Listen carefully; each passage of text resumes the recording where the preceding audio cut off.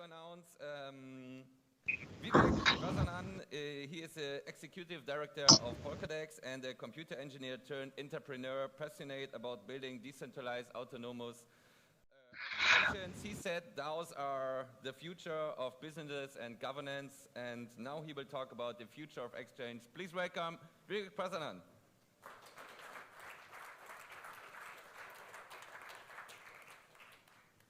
Moin. Okay, we are talking about the future, so I think it's a very futuristic, philosophical topic. So I'm not here to talk about Polkadex. I'm not here to talk about technology. But before I begin, I'd like to know how many of you are developers here.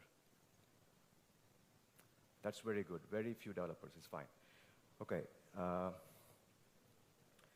before we begin, before you ask me who am I to talk about the future of exchanges, I can give you a brief idea of how we began working on Polkadex and what's my background is. So I'm a computer engineer. I began as an IT consultant 15 years ago, came across Bitcoin in 2013, and I was ever since heavily invested like many of you guys are here. And so I can just give you an idea on what really means about, when you look at the future. It is synonymous to, if you're lost in a forest, if you need to understand where you are heading, you need to know you need a compass. You need to go, whether you're going north or south or west. So exactly like that, when you try to predict the future of a groundbreaking technology like this, you need to understand what are the key pillars under which this is based on. So if you look at when Bitcoin was actually first adopted by the developers, these were the two pillars that it just started off with your money belongs to you. Bitcoin basically tried to give that control back to the people. And your data belongs to you is something that Web3 and the Web3 Foundation together is trying to give that power back to the people. So I know that many of us, including I'm a social entrepreneur, 50% of that is I'm also a businessman. But there's so many of us trying to create and enter this industry and trying to create businesses on top of it. But if you don't fundamentally follow certain basic ideals of what it is actually built on, the blockchain, engineers will try and disrupt you. We will try and disrupt you, so it's very important to know where we are heading in these two aspects when you build any application on blockchain. So I can just, what this is? What does it look like? Any idea? So this is a mining rig, which I tried to experiment on Bitcoin back in 2013. It's a 44 gigahash mining machine. I bought these boards, and I just put this PC together. So just to know how this whole thing worked. So I was really fascinated by this. So I don't know how many of you believe in this here. Any idea? Can you raise your hand? Do you believe in this? Oh, that's pretty cool. But I didn't believe in this until I started doing this and try to know what this is about. And this is an email I wrote to my partner back then. I said, hey, Nathan, I got $15 per day at the moment. And I didn't even know what it is, right? Because I was participating in something very weird, but actually without knowing what Bitcoin is, I was trying to secure the network without even knowing it. So that's the core idea of how the blockchain and the philosophy of Bitcoin works. Anybody who participates doesn't even have a clue what's going on, what's inside the block. He don't care. He's coming here for profit. So this is a soccer game. So when you play a soccer game, there's a referee there trying to make sure that everybody plays the game fairly. So if somebody breaks the rule, he'll call out. So it's similar. You're playing a game, and the code is making sure that you cannot cheat. But you can play it, but you cannot cheat. So it basically comes out from game theory. So I don't know if people understand the basic idea of blockchain and Bitcoin is fundamentally based on applying the advancements that we have made in cryptography, plus you apply game theory, you have Bitcoin. Because you're basically designing the system in such a way that you are allowed to play the game, but you cannot cheat. You're independent participants here for making profit. Why I'm saying all this is, when you design an exchange,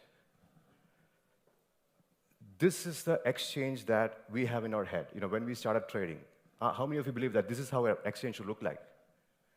Have you traded in exchanges? And how many of you have traded crypto assets? So this looks like kind of thing that you want to trade in. And you know what this is? This is Uniswap. Okay. So Uniswap actually came along because if you need to build an exchange like this in a decentralized way, applying the two pillars I spoke about earlier, where your data and the money belongs to you, you cannot do this because you are interacting with the network. And when you interact with the network, you cannot allow market makers to enter and leave at the way they like it, because you have to pay gas fees. So without market makers, liquidity is not there in exchanges, and obviously you cannot trade. So Uniswap was a compromise. Basically, we used it to make sure that market makers can still profit, at the same time, sort of create an arbitrage. I'm not going into details of how Uniswap works, but I'm just telling you that we had to come up with Uniswap because this shit didn't work. I mean, it is very difficult to implement it because you're basically interacting with the network, and it's impossible for regular bots or anybody who's actually entering to make a profit on a day trading or retail traders cannot interact with the network to operate like this. So I think right now, I saw an interesting talk coming up later from Nimic. It's about the pitfalls of using centralization as an easy way to get into crypto. But it's going to fail at some point. It will work now, it will fail at some point, because you have a bunch of developers right now working to make sure that the exchanges right now, everybody agrees that I'm not against exchanges because we need centralized exchanges for adoption. But as you move along, if they control your money, because it's basically it's just disrupting the first pillars that we talked about. So you are essentially creating another centralized institution that controls your money, which means that the moment you control your money or the moment you control your data, you can decide, you are at the mercy of that person. So everything is working beautifully now because it's kind of regulated, because the more control you have, the more worried the regulators are, the more concerned what you're doing there. So that's why the centralized exchanges, even very good exchanges out there, are really struggling because government is coming after you because you have control. So as developers, we try to disseminate that control and make sure that they remain as operators. They don't touch your fund. They don't get to do anything, because we need exchanges. I spoke to a lot of, I speak continuously to exchanges, which is really good, but that's not how the future should be. The future should be where they work as service providers, where they compete with each other in terms of the quality of service they deliver instead of the amount of money they have. If you have a good service provider, good mobile app, you can sell that and take a profit, no problem. Which means that you should not be controlling people's money. So in the future, what we see is that in order to adhere to the two founding pillars of Bitcoin, we need to make sure that exchanges do not control people's money. And plus, on top of that, the data, which is actually already in work. We know that there's a lot of decentralized solutions out there who's trying to give the data control back to the users. So that's the basic idea of how the future might look like, what we are trying to build as developers and as an engineer. And we all know that DeFi is like gaining momentum. We know that a lot of liquidity is getting locked up. But behind all the noise, there is this fundamental idea of making sure that those founding pillars are untouched. So you know that it's growing, but still, it's not getting there because there's less liquidity, less gaming in exchanges, decentralized exchanges, for example. Uniswap works because there is game. There's a game behind it. People come to Uniswap to make a profit. But if you create a decentralized exchange and tell people to put money there, why would they do it?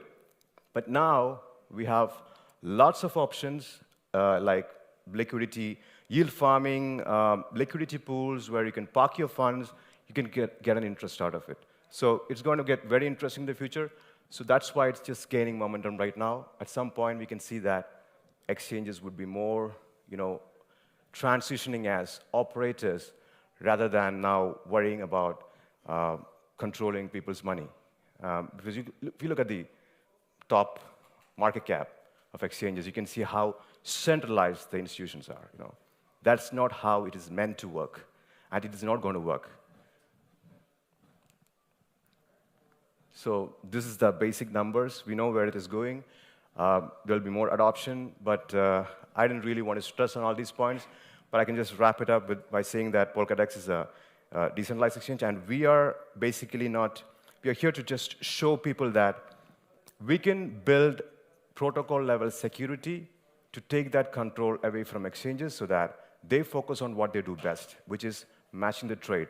Match the trade, give the tools for people to trade, give the bots or whatever it is required for them to make a profit. That's it. I mean, you should not be touching customer funds. So these are the things that we are working on right now to make sure that it is possible so that people can adopt it because it's open source. So once we try to do what we want to do, I think people can just take it up and run it. I mean, it just works. Yeah, so I think these are the things which are very important, but I'm not going very deep into it. We have very limited time. So interoperability, all of these are very, very key in terms of building a DEX right now, because there's no flow of liquidity coming in from the exchanges. So that's it. I'll wrap it up, and if you have any questions, I'll be happy to answer.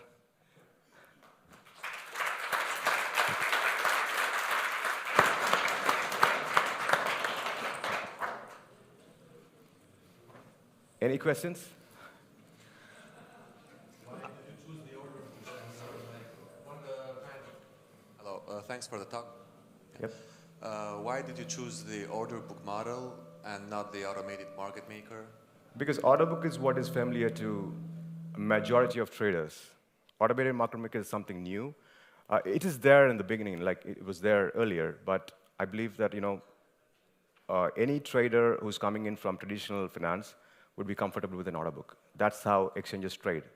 If you go to, generally if you look at it, it's easy to trade because you have the sell order, you have the buy order, and you don't have to wait for arbitrage opportunity. You want to place a limit order, you want to place a market order. There's so many options, and for bot trading. So I think order book is the best way to trade. Yeah. So would the exchange still be dependent on a level of independent market makers to fill the order books? I mean, yeah, so basically in decentralized exchanges, market making should be gamed. It is not there right now. In automated market making, it is gamed. That's why you have automated market making. So adopt that into an order book by allowing them to take profits out of it, by allowing them to have reward mechanisms in place, which will automate that process. It's good, right? I mean, that's how it works here. Thanks. Thank you. Anybody else? Otherwise, we will have a panel discussion later, because there was today, for the panel now, there are 2 less people, so Vivek will join the next panel at 12:15, so there will be another chance to ask any questions if you want. Thank you.